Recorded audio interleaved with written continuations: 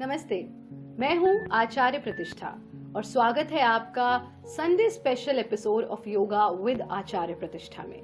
सबसे पहले तो मैं आप सभी की बहुत बहुत आभारी हूं। आपने बहुत सारे प्रश्न हमसे किए हैं और साथ में बहुत सारी क्वेरीज भी आई हैं। हमारे बहुत से दर्शकों ने, हमारे YouTube व्यूअर्स ने हमसे ये जानना चाहा है कि हम एक कंप्लीट शेड्यूल उन्हें प्रोवाइड करें कमर में रहने वाले दर्द के लिए, खास तौर पे लोअर बैक पेन की स्थिति में कंप्लीट शेड्यूल, यानी कि आधे घंटे, 20 मिनट से आधे घंटे तक का शेड्यूल जो आप नियमित रूप से अभ्यास करें तो आपकी कमर का दर्द भूतपूर्व हो जाएगा। इन क्रियाओं को आप देखें, समझें, अच्छे से इनका अभ्यास करें। साथ ही ये भी ध्यान रखें कि आपको अपने पोस्चर को करेक्ट रखना है। झुक करके बैठना, टेढ़ा मेढ़ा बैठना, उसको अवॉइड करें। जब भी आप बैठे कमर को सीधा रखें लेकिन स्टिफ ना रखें। साथ में दूसरी चीज जिसका आपको ध्यान रखना है वो ये है कि जब भी आप कमर के बल लेट करके चाहे कोई अभ्यास कर रहे हैं या कमर के बल लेटे हैं, उसके बाद कभी भी सीधा नहीं बैठेंगे, यानी कि करवट लेंगे और करवट लेकर के ही बैठेंगे। तीसरी सबसे मुख्य चीज ये कि आप क्रॉस लेग्ड पोजीशन में, जिसको हम चौकड़ी मार करके बैठना कहते हैं, उसमें नहीं बैठेंगे। जब भी आप बैठेंगे तो वज्र आसन में ही आपको बैठना है। क्रॉस लेग्ड पोजीशन को कुछ दिनों के लिए अवॉइड कीजिए। Begin with 3 times chanting of Om sitting in Vajrasan, ताड़ासन। ताड़ासन के लिए अपने आसन में सीधे खड़े हो जाएंगे, एड़ी पंजे मिला लेंगे, फिंगर्स को इंटरलॉक करके सीने के सामने टिकाना, सांस भरते हुए हाथों को ऊपर की ओर ले जाना, पूरे शरीर को पंजों पर बैलेंस करना, एड़ियों को उठा लेना, फील द स्ट्रेच, ऊपर हाथ से लेकर नीचे पंजे तक पूरे शरीर में स्ट्रेच को फील करना, अनुभव करना, यथा सामर्थ्य सांस को भीतर रोक करके इस स्थिति में रुकना और फिर धीरे धीरे सांस छोड़ते हुए हाथों को वापस ले आना, एड़ियों को भी जमीन पर ले आना, शरीर को ढीला छोड़ देना, हाथों को मिला लेना, पैरों को खोल लेना। 3 से 4 बार इसका अभ्यास करना। मृणाल गति। मृणाल गति के लिए भी एड़ी पंजे मिला करके सीधे खड़े होंगे, सांस भरते हुए हाथों को सर से ऊपर ले जाना और आपस में नमस्ते की स्थिति में टिका देना और सांस भरते हुए दाईं तरफ यानी राइट साइड बेंड करना, feel the stretch at your left side, hold this position, exhale, come back to base position, inhale, bend towards your left side, right side में पूरा stretch को feel करना, exhale और फिर से come back to base position। 3 से 4 बार इसे दोहराना और फिर सांस छोड़ते हुए हाथों को वापस ले आना, पैरों को खोल लेना, हाथों को मिला लेना, शरीर को ढीला छोड़ देना। कटी चक्र के पहले स्टेप के लिए भी कमर के बल लेट जाएंगे, फिंगर्स को इंटरलॉक करके हाथों को ऊपर की ओर ले जाना, जमीन पे टिका देना, पंजों को अपने ही शरीर की ओर खींचना, सांस भरते हुए कमर से नीचे के हिस्से को पूरी तरह से ट्विस्ट करना towards left side, upper half will remain stable on the floor, exhale, bring it back to the base position, inhale और फिर दूसरी ओर ट्विस्ट करना, सांस छोड़ते हुए वापस आ जाना। 3 से 4 बार इसे दोहराना और फिर हाथों को जमीन पर वापस ले आना, प्रयत्न शैथिल्यम। कटी चक्र के सेकंड स्टेप के लिए इसी प्रकार से कमर के बल लेटेंगे, फिंगर्स को इंटरलॉक करके सर के नीचे आराम से टिका देना, कोहनियां जमीन पर टिकी रहेंगी, पैरों को फोल्ड करना, एड़ियों को हिप्स के जितना नजदीक हो सके उतना नजदीक ले आना, घुटने आपस में मिले रहेंगे, पंजे आपस में मिले रहेंगे, सांस भरते हुए घुटनों को लेफ्ट साइड में ले जाना, गर्दन को राइट साइड में ले जाना, सांस छोड़ते हुए come back to base position, फिर से सांस भरते हुए घुटनों को राइट साइड में ले जाना, गर्दन को लेफ्ट साइड में ले जाना, सांस छोड़ते हुए वापस आना। पूर्ण स्थिति में कमर पर होने वाले ट्विस्ट पर ध्यान टिकाना, सांस छोड़ते हुए हाथों को भी वापस ले आना, पैरों को भी वापस ले आना, प्रयत्न शैथिल्यम। कटी चक्र स्टेप 4 के लिए इसी प्रकार से कमर के बल लेटे रहेंगे, फिंगर्स को इंटरलॉक करके सर के नीचे टिका देंगे और दाएं पैर को ऐसे फोल्ड करना कि दाएं पैर का तलवा बाएं इनर थाई को टच कर जाए। फोल्ड हुए पैर को दूसरी ओर ले जाकर के घुटने को जमीन से छूने की कोशिश करना, लेकिन इस कोशिश में आपकी कोहनियां जमीन से नहीं उठेंगी। यानी घुटना जमीन से छुए या नहीं छुए वो इतना इंपॉर्टेंट नहीं है, जितना इंपॉर्टेंट ये है कि आपकी कोहनियां जमीन पर टिकी रहेंगी। 3 से 4 बार दाएं पैर से इसको करके पैर को सीधा कर लेना और फिर बाएं पैर को फोल्ड करके बाएं पैर से इसका अभ्यास शुरू कर देना। फाइनल पोजीशन में आपको ऐसा अनुभव हो जैसे कोई कपड़ा निचोड़ देता है, ऐसे आपकी कमर ट्विस्ट हो रही है, उस पर पूरा का पूरा ध्यान टिका देंगे। सांस छोड़ते हुए 3 से 4 बार दोहराने के बाद सांस छोड़ते हुए पैर को भी वापस ले आना, हाथों को भी वापस जमीन पर टिका देना।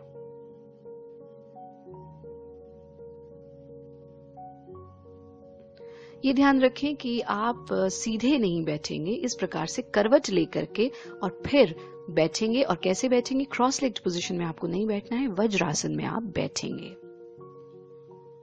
द्विपाद सुगम पवन मुक्त के लिए भी कमर के बल लेट जाएंगे, पैरों को घसीटते हुए एड़ियों को हिप्स के पास लाना, घसीटते हुए, उठा करके नहीं लाना है।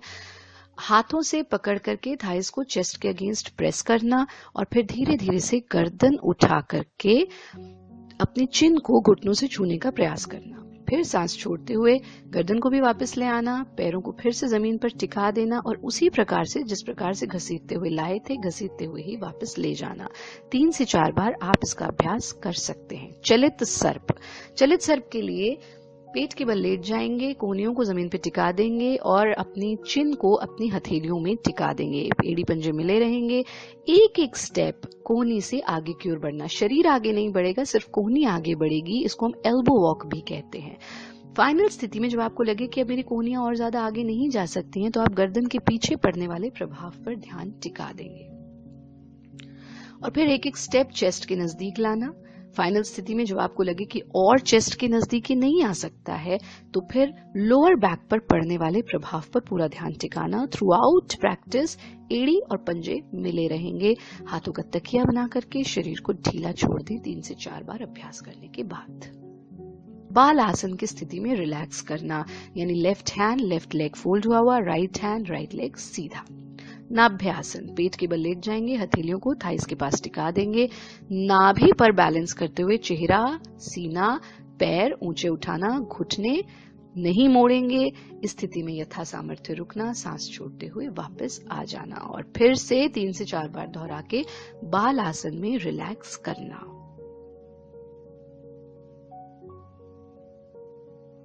मॉडिफाइड मुक्त मेरू। जैसे छोटा सा बच्चा घुटनों के बल घूमता है, क्रॉलिंग करता है, ऐसे घुटनों के बल आ जाना। सांस भरते हुए हिप्स को पीछे की ओर खींचना और अपनी एड़ियों पर टिका देना। सीने को या माथे को जमीन से छूने की कोशिश नहीं करनी। इस स्थिति में यथा सामर्थ्य रुकना और फिर वापस उसे रिपीट करना। अधोमुखी श्वान के लिए भी घुटने के बल आ जाना, घुटनों को ऊपर उठा देना और एड़ियों को जमीन से छूने की कोशिश करना। अपनी आंखों से पैर के पंजों को देखना। इस स्थिति में आपके लोअर बैक पर पड़ने वाले प्रभाव को अनुभव करना और फिर से घुटनों के बल आ जाना। 3 से 4 बार रिपीट करने के बाद वज्रासन में रिलैक्स हो जाना। थोड़ी देर वज्रासन में जरूर बैठें। इस प्रकार से पंजे मिले हुए हैं, एड़ियां खुली हुई हैं और हिप्स को हमने खुली हुई एड़ियों पर टिका दिया है। कमर सीधी रहेगी, हथेलियां घुटनों पर टिका देंगे। सूर्य नमस्कार का चौथा स्टेप, दोनों हथेलियों को जमीन पर टिकाना और दाएं पैर को दोनों हथेलियों के बीच में टिका देना। बायां पैर पीछे लंबा खिंचा रहेगा, चेहरा ऊंचा, सीना ऊंचा, कमर नीचे दबी हुई। थोड़ी देर के लिए होल्ड ब्रेथ, यानी सांस को अंदर रोक करके स्थिति में रुकना और फिर पैर की स्थिति बदल लेना। यानी लेफ्ट पैर को दोनों हथेलियों के बीच में टिका देंगे, राइट पीछे लंबा खिंचा रहेगा, चेहरा ऊंचा, सीना ऊंचा। 3 से 4 बार, 3 बार मैक्सिमम आप इसको दोहरा दें और फिर वज्रासन में रिलैक्स हो जाएं।